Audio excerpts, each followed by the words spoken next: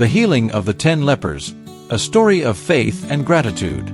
The story of Jesus healing the 10 lepers, recorded in Luke 17 verses 11 to 19, is a profound narrative that reveals the depth of God's mercy, the power of faith, and the importance of gratitude.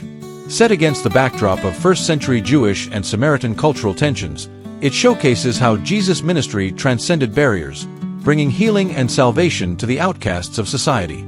Jesus was traveling to Jerusalem, the final destination where he would fulfill his ultimate mission through his death and resurrection. As he journeyed along the border between Samaria and Galilee, he passed through villages filled with people from various backgrounds. These regions were steeped in cultural and religious differences.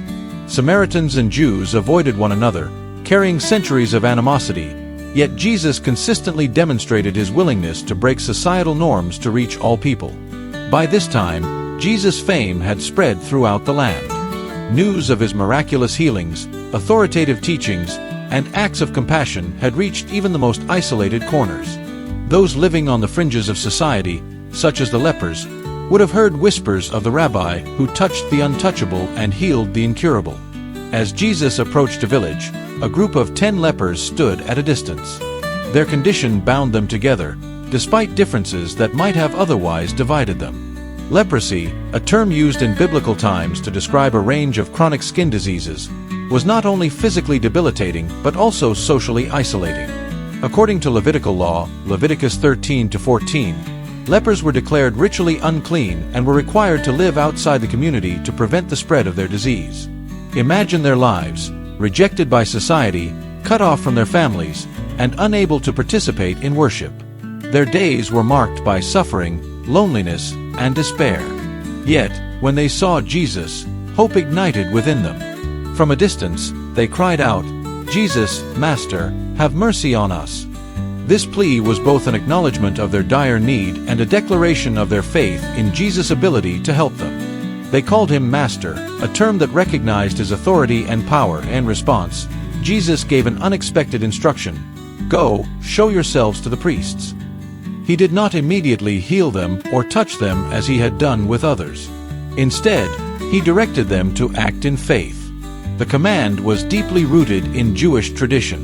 According to the law of Moses, a person healed of leprosy had to be examined by a priest, who would confirm their healing and declare them clean.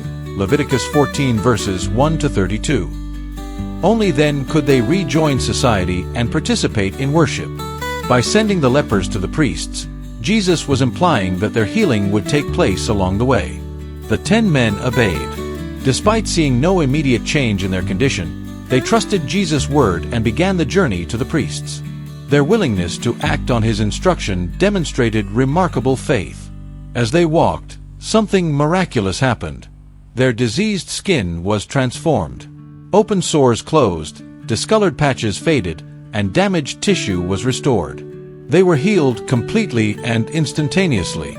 Try to picture their reaction, their gasps of astonishment, the hesitant joy as they looked at one another, and the realization that their lives had just changed forever. For the first time in years, they were free from the burden of leprosy. Their healing was more than physical. It represented a restoration of their dignity, relationships, and place in society. No longer outcasts, they could return to their families, embrace their loved ones, and worship in the temple. Amid the celebration, one man paused. Instead of continuing to the priests, he turned around and hurried back to Jesus. With a loud voice, he glorified God, his heart overflowing with gratitude. When he reached Jesus, he fell at his feet, giving thanks for the miracle he had received. This man was a Samaritan, a member of a group often despised by the Jews. The animosity between Jews and Samaritans was rooted in centuries of religious and cultural conflict. Yet, in this moment, the Samaritan's gratitude transcended those divisions.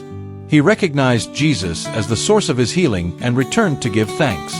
When the Samaritan fell at Jesus' feet, Jesus asked, "Were not all 10 cleansed? Where are the other 9? Has no one returned to give praise to God except this foreigner?" Jesus' questions highlighted the ingratitude of the other 9 lepers. Though they had experienced the same miraculous healing, they did not return to acknowledge the one who had healed them. It was not that they lacked faith. After all, They had obeyed Jesus' command and were healed as a result, but they failed to respond with gratitude. The Samaritan's return demonstrated a deeper understanding of what had happened. He recognized that his healing was not just a physical restoration but a gift from God, and he responded with worship. Jesus then said to the Samaritan, "Rise and go. Your faith has made you well." This statement carried a profound spiritual meaning. While all 10 lepers were physically healed, the Samaritan received an additional blessing: spiritual wholeness. His faith and gratitude brought him into a closer relationship with Jesus, leading to salvation and peace with God. The lepers' healing began as they obeyed Jesus' command to go to the priests. Their willingness to act on his word, even before seeing the results, illustrates the essence of faith. Faith often involves stepping out in trust, even when the outcome is unclear. Gratitude deepens our relationship with God. The Samaritan's return to thank Jesus reveals the importance of gratitude in our spiritual lives. While the other 9 lepers were content to enjoy the benefits of their healing, the Samaritan's gratitude led him to worship and deeper communion with God. Gratitude is not just an acknowledgement of what we have received, but an act of worship that honors the giver.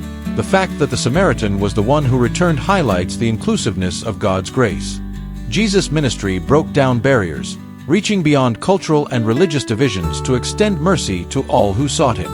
This story reminds us that God's love and healing are available to everyone, regardless of their background. While physical healing is significant, the Samaritan's experience points to the greater blessing of spiritual healing.